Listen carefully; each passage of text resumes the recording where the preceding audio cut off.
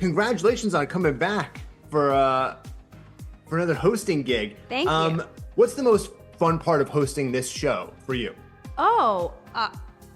Just being handed a microphone. That's fun in and of itself, right? Yeah. I think being in a room of full of my peers and having spent time, adjusting the creative and trying to make it perfect and trying to make it kind and happy, because I'm not a person who roasts anybody or who will attack anyone with a joke.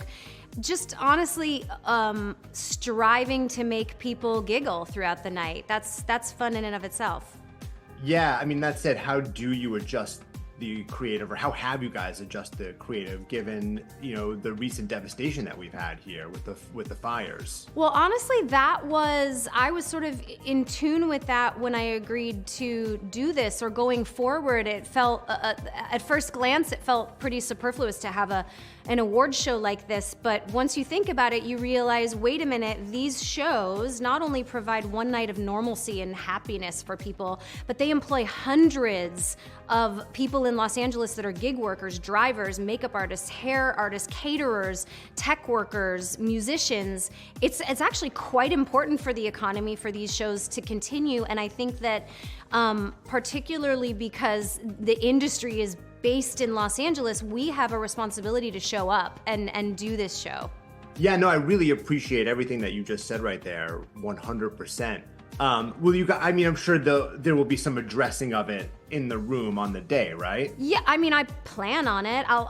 It's a collaboration among everyone, but certainly we're not going to deny that it's happened. And I hope to celebrate some of the first responders, and I hope that maybe we can raise a little money for it. I am very excited that the SAG Awards makes a sizable donation to the SAG-AFTRA Foundation, which is incredibly important to the people who receive funding from that, which the ones in the room at the SAG Awards are not who is receiving benefits from the SAG-AFTRA Foundation. I think it's a misconception. It's less than 1%. The reality is there are actors throughout Los Angeles that, work sometimes steadily, sometimes not, and they receive disaster relief, emergency assistant, career building classes, and those funds are really, really important. And like I said, I feel like we have a responsibility to show up. Yeah, again, I dead on all of that. I love it. I know, unfortunately, Adam and Leighton lost their home. Have you talked to Adam and Leighton? How are they doing? What's the update? What do you know? They're okay. They're I think, experiencing what everyone else in Los Angeles is experiencing, which is a bit of shock. I think that what I've seen most from people who've lost their homes, because I know quite a few people who have, it's almost like a state of paralysis, I think, because we want to say, people who didn't lose their homes want to say, what do you need? I'll help you.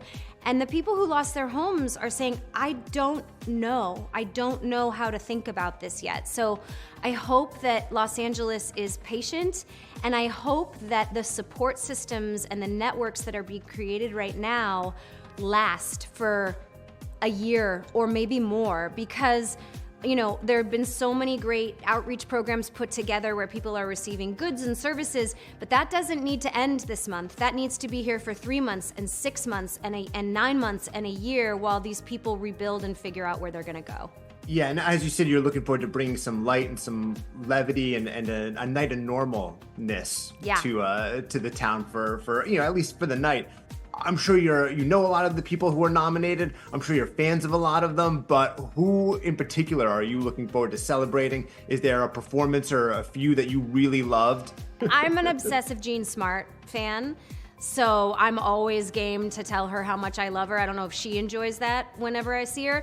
I always secretly love somehow hiding in a corner with Ted Danson and just gossiping with him for the evening, which we obviously did at the Golden Globes because he's one of my favorite people. The list is endless. It's a very fun room because it's all your peers, and it's a lot of even for actors, it's people watching. What can you tell me about season 2, Nobody Wants Us? Congratulations on your nomination. Thank you. Nothing. I can't tell you anything. You know that. I know. But it's like in process. progress, though. Yes. It's being written right now. It's actually close to being finished. We'll start shooting the first week of March here in Los Angeles, employing Los Angeles crew workers and drivers and caterers and everyone who needs jobs here in Los Angeles. I'm very proud of that fact. And I think the writer's room this year is attempting to give the people what they want with this show. Yeah. Which is another season of Nobody Wants This. I know. More hotness between you and Adam Brody. Which I gotta say, I also appreciate. I love Dax's response to all of this too. Like watching him be such a fan of you and him and your characters and their relationship. You know, were there ever moments where you were like, all right, maybe close your eyes during this moment, this scene? No, because we don't. No, we root for each other. When he got to make out with Minka Kelly on Parenthood, I was like, yes, get it. We're only human. I mean, we're married. We're not dead. Sure. But I'm very supportive of him. He's very supportive of me. And also, Adam has been one of our favorite actors, Dax and I together, for as long as I can remember. And Dax put him in Chips when he directed Chips with him and Michael Pena. And we just love what he does on camera so much. But I think Dax also, there's no real threat there because Adam and I, if you were to see us in person, there is not chemistry. We bicker all the time. We're like an old granny and grampy. Like it's not hot and heavy on set at all. But there's something that happens that this is like an X factor of some actors.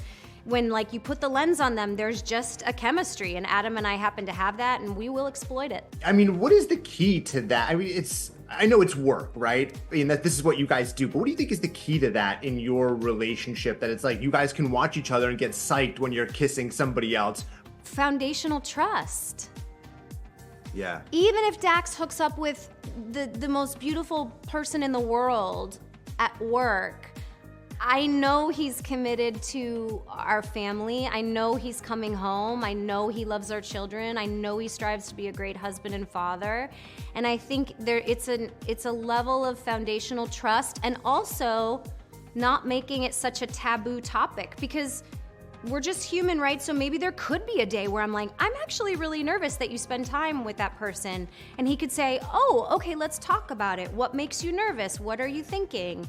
We have a very open communication. I love it, man. I appreciate you. I appreciate everything you guys are doing. And on a personal note, you won't remember this, but like, well, I guess 6 years ago, before my daughter was born, you gave me it came up during one of our interviews, and you gave me a list of books that I was about to have my first kid. You were like, I think The Happiest Baby was one of them. Happiest Baby on the Block. I am constantly offering unsolicited advice. No, so it was amazing because I needed it. But thank you so much. It was very sweet of you. And I've always appreciated that. And how old is she now? 6 and a half. Nice. Yeah. Congratulations. Well, good luck during the show. We'll be rooting for you. Thank you so much.